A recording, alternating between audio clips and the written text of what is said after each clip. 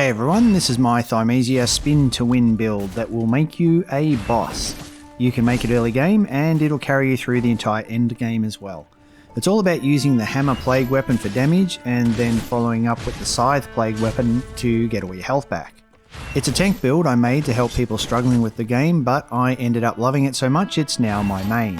Seriously, it's so much fun just going toe to toe with everything, you're gonna love it. Here's what its stats look like when you get to level 50. These are its basic buffs, but you'll also get 5 times attack and 5 times defense buffs up pretty constantly just by spinning to win. The path to the attributes on the left is Vitality to 10 first, Plague to 20 next, then Strength to 10, and then the rest into Vitality again. Talent wise, you'll want Saber Attacks level 2, Healing Execution level 2 specifically to get energy back, Energized Weapon level 2 to get energy from saber attacks. For Deflect, get Reckless Deflect level 2 so you can spam block for safety when you need to, and get Energized Deflect level 2 so those deflects earn you more energy. Dodge wise, you only need Short Dodge level 1 for a second dodge. For Claw, get Long Claw level 3 for closing range and putting on bleed. Get Energized Claws level 2 for gaining energy from claw attacks, so now we're getting energy from saber attacks, deflects, and claw attacks. No feather upgrades are needed. Under strategies, get Plague Weapon level 2 so we can equip our hammer and scythe. Health energy so we can use our hammer and scythe even when we don't have enough energy. Blessing level 2 for a chance to take 20% less damage. First aid is like having a spare life and it's worth it for those occasional oh shit moments. Energy Reflux level 3 gives us lots of energy from taking damage, and when spinning to win we're always taking damage, so it's good. Perfectionist level 1 and 2 for an offense buff and fast energy recovery whenever we're at full health, which we constantly trigger with this build.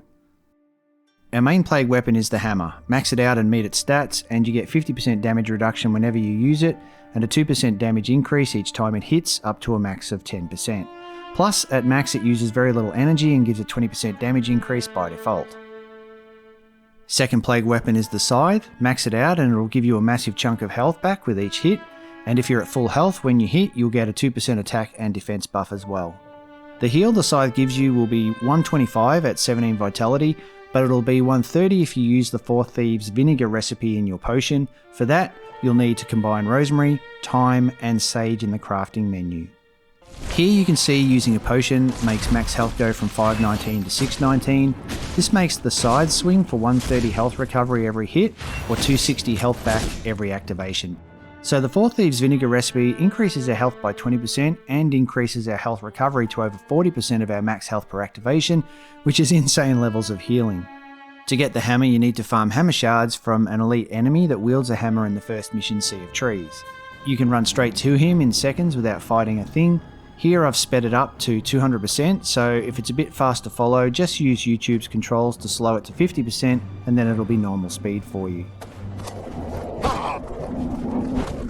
The fact that you can get the hammer in the very first mission makes this ideal, as you can take this right through and smash the end game with it as well. Just remember that you have to dash through the poison and you can press sprint to climb ladders faster. There's also a beacon at the hammer elite that you can rest at before fighting him. You should rest at it if you're not 100% sure you can beat him, otherwise don't bother as it just adds time to the farming. So basically you beat him, you rest at the beacon and then cease the recall to end the mission and then start all over again. If you do it over and over until you have the hammer shards, you'll max out the hammer pretty quickly. Notice he dropped sage. That's one of the ingredients we need for our potion. If you max out luck to level 3 in the strategies tree, it will increase your odds of having that drop. Anyway, it takes about half an hour, but eventually you'll max out the hammer. Hammer Guy is an elite. He'll also drop an alchemy potion first time you kill him. Just make sure before completing any level that you kill every other elite you can find too. The first time you kill them, they all drop alchemy enhancers, which you need to upgrade your potion. You can only get one alchemy enhancer per elite in the game. To get Rosemary, you need to kill these knife-wielding ladies with thorns on their back. It's a rare drop from them, so again, make sure you max out your luck tree. This one is along the farming route to the Hammer Elite, so you can farm her while you're on your way to farm for the Hammer if you want.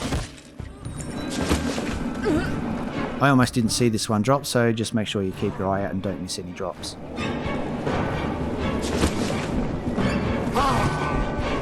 The boss of this level is Oda. He can drop the final ingredient we need for our recipe, which is thyme.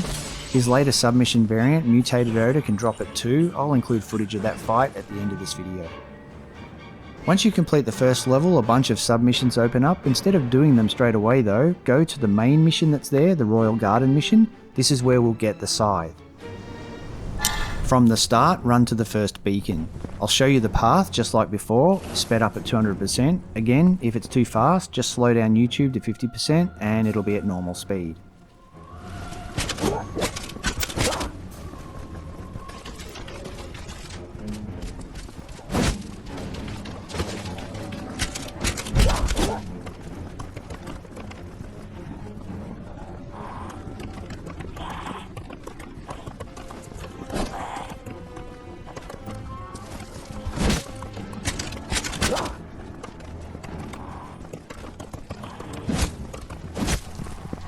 There's an enemy right next to the beacon that drops shards for the scythe. Just farm this one dude over and over until you've got all the shards you need to max it out. Remember to reeve him as often as possible, that gives you the best chance of getting items. Reeving is when you hold the claw down for a while before you let it go.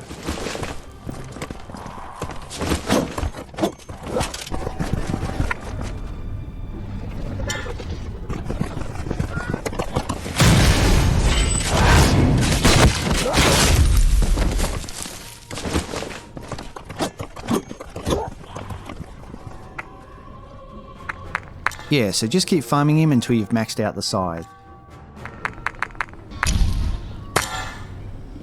If doing this from the start of the game, you'll be about level 16 or so at this point. And now you'll want to put points into Plague Weapon level 2 so you can use both the hammer and the scythe.